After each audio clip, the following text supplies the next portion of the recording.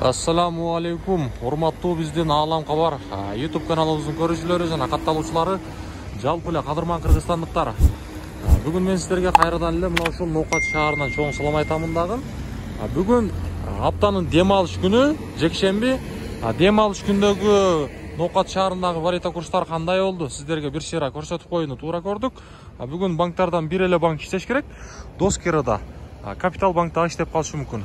Андыктан биз менен бирге болуп мына ушул чыгарылышыбызга бир лайк менен кирип келиңиздер туугандар.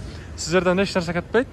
Биз жөн гана сиздерге ар дайым колубуздан келишинче кызмат кылып, мына ушундай валюта курстарды чагылдырып берип турабыз. Анда эмесе кеттик. Туугандар, жогоруда айткандай, бүгүн мына ушул Доскерада банк иштейт. Бул жерде сатып алуу доллар 86, евро 91.50, рубль болсо 1.21.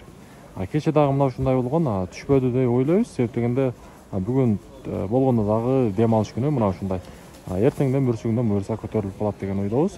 1000 рублиңиздер 1210 сом болуп турган кези. Акча алмаштыруучу жерден маалымат беребиз. Валютчиктер обменка. Бул жерде сатып алуу доллар 86, рубль болсо бул жерде 1.21. Бул жакта дагы мына ушундай кийинки обменка доллар 85.70, рубль болсо 1.21 экен. Капитал банк дагы иштейт экен туугандар бүгүн. Мына ушундай бул жерде курстар доллар 85.73, евро 91.00, рубль болсо 1.21. Жакшы дейбиз.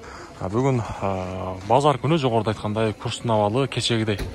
Маанайды чөктүрбөйбүз, буюрса кийинки жумадан, жаңырган аптадан курстар, рубльдер дагы көтөрүлүп калат деген ойдобуз.